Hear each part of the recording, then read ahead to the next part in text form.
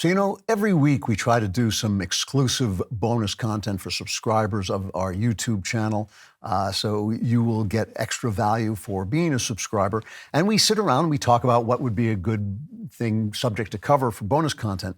And this week, our producer Lisa suggested that I watch the series on Netflix about Jeffrey Dahmer. And I, of course, said absolutely not. So what we're going to do instead, because I'm not going to watch the Netflix series about Jeffrey Dahmer. You all know Jeffrey Dahmer, of course, the serial killer who killed and ate his gay lovers. What I will do is I'm going to watch the trailer for this, and then I will comment on the entire series just by watching the trailer. It'll be an amazing feat of criticism.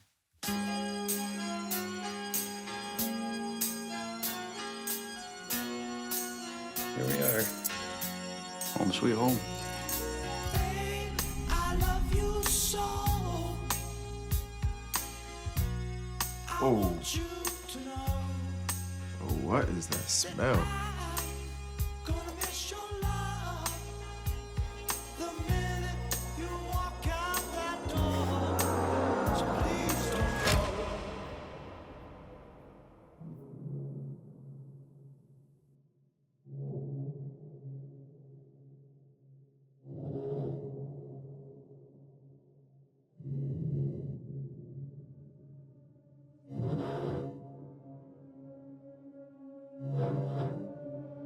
What do you do in there?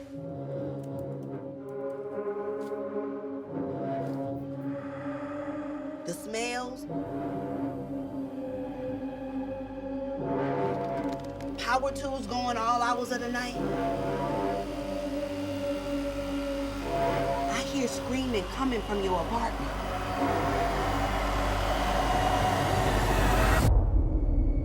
I'll just try and say I'm sorry.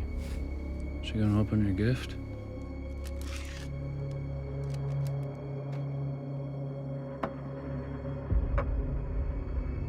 Eat it now. I love you so.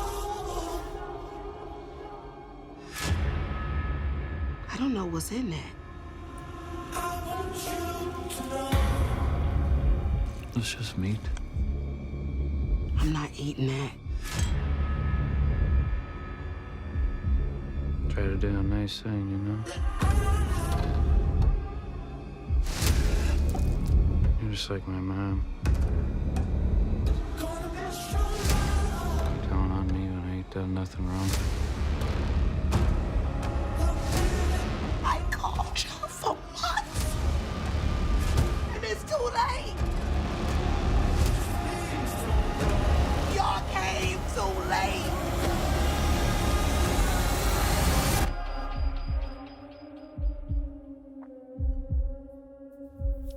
Eat it.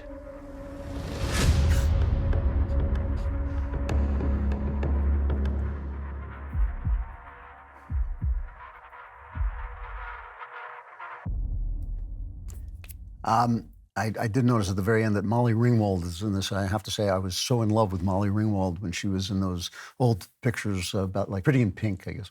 But all right, this actually has important theological ramifications. As it has become clearer and clearer that the world, in order to be the way it is, as perfectly calibrated as it is mathematically for life and just for existence, it has become clearer and clearer that there must be a God. And as scientists have recoiled from that deduction, they have invented this idea of the multiverse. And the idea of the multiverse is that if you have infinite numbers of universes, one of them is going to be the one that looks like it was created by a gigantic invisible Jew. And this happens to be the one. It just happens to look like it was created in the way described in Genesis. But no, there's an infinite number of multiverses and various different things.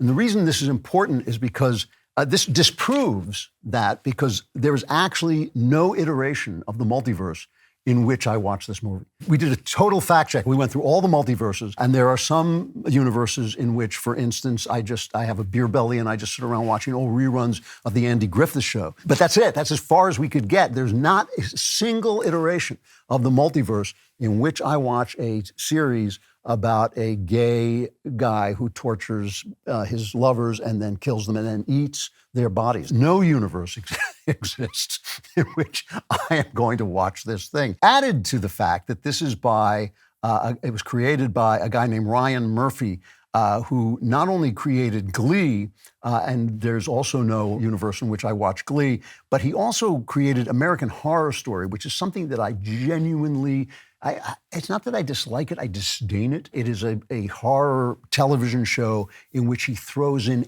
every possible shocking trope that he can think of. You know, you want werewolves killing people, you want people having sex in rubber suits, you want nuns being spanked, you know, he's got anything. And I just think like anybody can do that. Any single person can do that. Anybody can collect anything that's going to give you a sensation and just throw it on the screen and not make an interesting story and not have any humanity to it. But ultimately, in all or some seriousness, it comes down to this. When I was a lad, I would watch almost anything or read almost anything because I wanted to know everything. I wanted to see and feel and experience everything because I wanted to be an artist and I wanted to be able to choose of all the things that I had seen and know all the different things that you could do and then make artistic choices about what I would and wouldn't do. After a while, I began to realize that some of these things I knew already and they just became degrading. I actually do not want to watch a film in which somebody tortures his gay lovers or in fact his straight lovers, kills them and eats them because I already know that there is evil in the world. I've seen it with my own eyes, and it is appalling. Evil is appalling. Death is appalling, and I don't want to experience it as entertainment. I don't want the images in my head. I don't need it. I want life is so important. You know, the thing about art is that it serves life. Right? Art is in service of life. Art is not for art's sake. Art is for life's sake. That old slogan, that I think it's MGM has art for art's sake. That old slogan is simply incorrect. Art is a way of enhancing life, and it enhances life by broadening your humanity, by broadening your sense of other people, by broadening your compassion for other people, by bringing to your attention things that may have slipped away while you were either living your ordinary everyday life and it was consuming your attention, or while you were daydreaming and not being present in the present moment. Art forces you into the present moment. I do not need some guy who makes American Horror Story to show me Jeffrey Dahmer raping, killing, and devouring his lovers. I do not need that in my life. I get it. I get that there's evil, believe me, and I don't need to experience it as entertainment. I'm not above experiencing it as a part of entertainment leading to decency and leading to deepening my sense of humanity. I have been told that this is a kind of woke version of Jeffrey Dahmer, where the really bad people are the police who didn't go after him because he was white, or you saw his black neighbor, they wouldn't listen to her because she was black.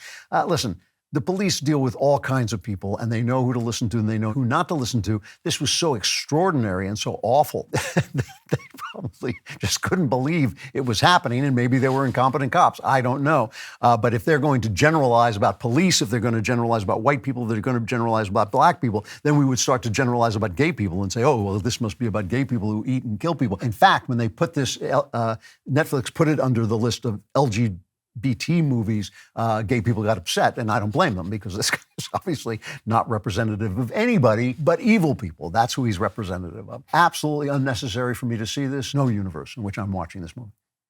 If you want to immerse yourself in more Klavan-y goodness, just like and subscribe, and please subscribe to the Andrew Klavan Podcast.